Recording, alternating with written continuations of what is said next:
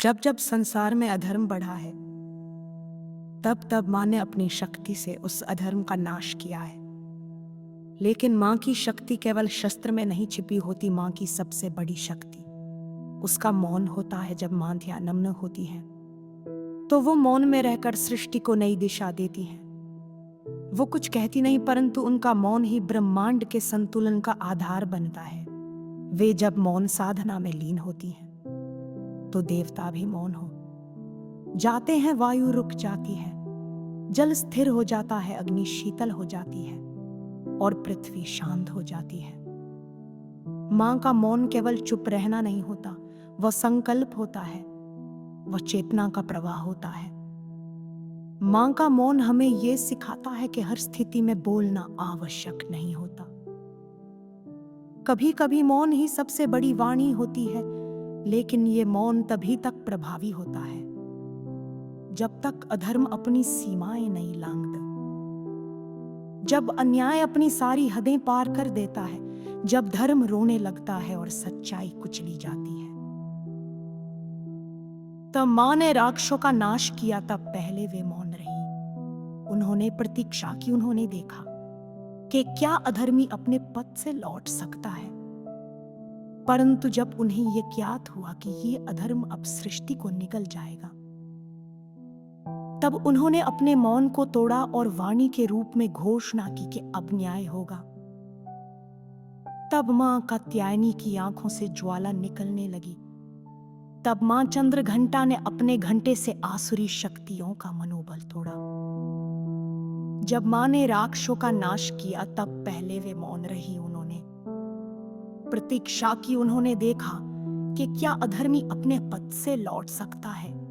परंतु जब उन्हें यह ज्ञात हुआ कि ये अधर्म अब सृष्टि को निगल जाएगा, तब उन्होंने अपने मौन को तोड़ा और वाणी के रूप में घोषणा की कि अब न्याय होगा। तब मां कात्यायनी की आंखों से ज्वाला निकलने लगी। तब मां चंद्रघंटा ने अपने घंटे से आसुरी शक्तियों का मनोबल तोड़ा।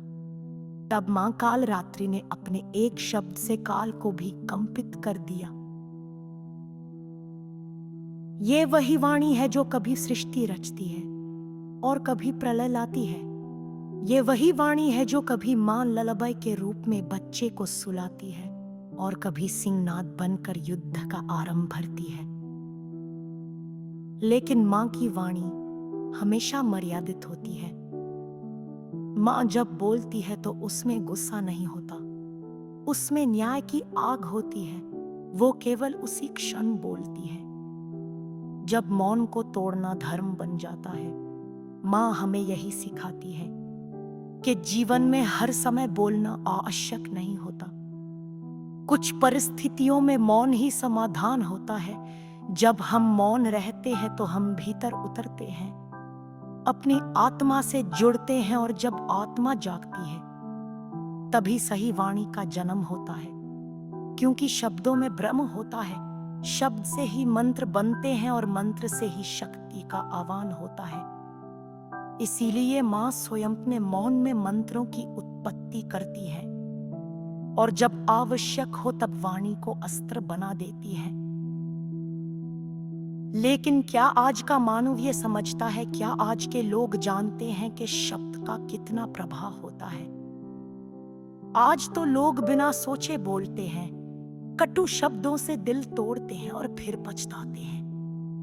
मां कहती हैं कि जब तक आवश्यक नहीं हो तब तक मौन रहो। जब बोलो तो ऐसा बोलो कि किसी का दिल ना दुखे। तुम्हारी वाणी से किसी के जीवन में प्रकाश फैले। जब मां पार्वती ने शिव को पाने के लिए घोर तप किया, तब वे वर्षों तक मौन रही। उस मौन में वे केवल शिव को अनुभव करती रही और वही मौन उनकी सबसे बड़ी शक्ति बन गया। फिर जब उन्होंने शिव से संवाद किया तो उनकी वाणी में ब्रह्मा का जान था। मां सीता जब वनवास में थी तब उन्होंने भी मौन को साधा था। उन्होंने परिस्थितियों को सहा, लेकिन वाणी से कभी किसी को चोट नहीं पहुंचाई। उनका मौन ही उनके चरित्र की महानता बना। जब मां सरस्वती वाणी की देवी कहलाती है, तो उसका कारण यह है कि वे वाणी में मर्यादा रखती है, देत्यान देती है, परंतु कभी उग्रता नहीं लाती। माँ लक्ष्मी जब वाणी देती है तो उसमें सौम्यता होती है। इसलिए माँ दुर्गा का ज्ञान संदेश यही है कि मौन तुम्हारी साधना है और वाणी तुम्हारी शक्ति लेगी। माँ अमा मौन हमें तुला रही है, निता रही है। यह मीए दो वाणी को शुद्ध करो, मौन में दूगो बात मती बहराई से बोलो। और जर देखो तुम्हारा प्रत्येक शक्ति